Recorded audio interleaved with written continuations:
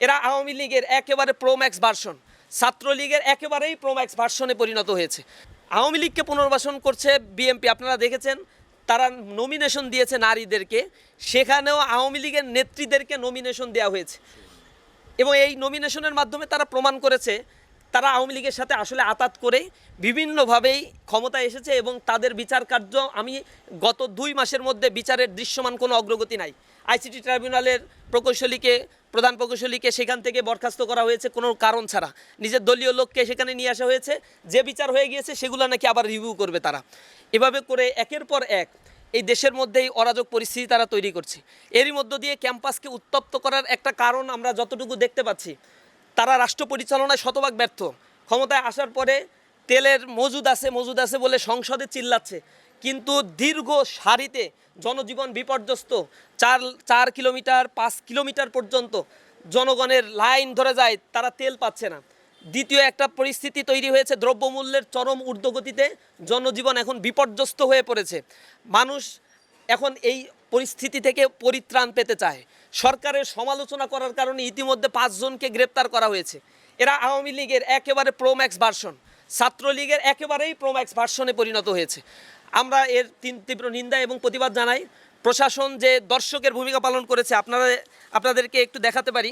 এখানে দেখেন, প্রথম যখন হামলা করা হয়েছে সকালবেলায় প্রিন্সিপালের রুম থেকে আমরা যখন বের হয়ে রাস্তায় আসা হয়েছে, আমাদের দায়িত্বশীলরা এই গেট থেকে বের হওয়ার সময় এইখানে ছাত্রদলের সন্ত্রাসীরা, বহিরাগত সন্ত্রাসীরা সেখানে অবস্থান করেছে, পুলিশ এখানে অবস্থান করেছে। আমাদের ভাইরা বের হওয়ার পরে সেখানে আক্রমণ করা হয়েছে। প্রশাসন এখানে কোনো ধরনের ব্যবস্থা নেয় নাই। আগে আওয়ামী আমলের প্রশাসন একই রকম অ্যাটিটিউডগুলো বর্তমান প্রশাসনের দিকেও আমরা দেখতে পাচ্ছি। সরকারি দলকে অন্ধভাবে ফেভার দেওয়ার যে মানসিকতাগুলো প্রশাসনের মধ্যে এখনও পর্যন্ত রয়েছে। এরপরে অস্ত্র নিয়ে 5 আগস্টের পরে এই আওয়ামী রাজনীতি আবার ফিরিয়ে নিয়ে আসছে ক্যাম্পাসে।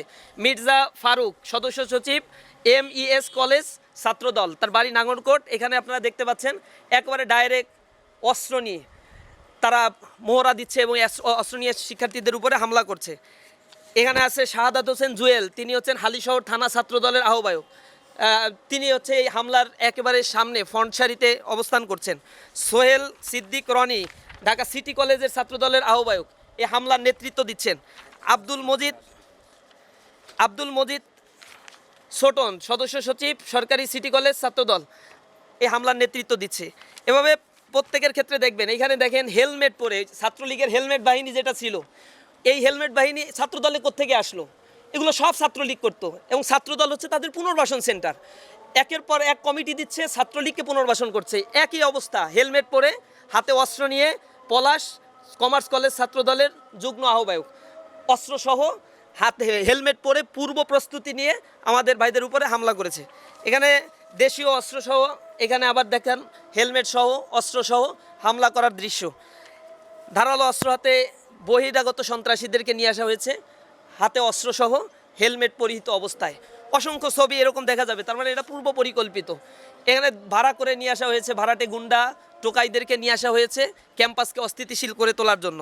এভাবে একটার পর একটা অস্ত্রর মোহরা তারা দিয়েছে। আজকে আপনারা এখানে দেখতে পেয়েছেন ইসলামী ছাত্র শিবিরের একজন দায়িত্বশীল ওয়ার্ড সভাপতি, তার কবজি প্রায় আলাদা করে ফেলা হয়েছে, গোড়ালি প্রায় আলাদা করে ফেলা হয়েছে।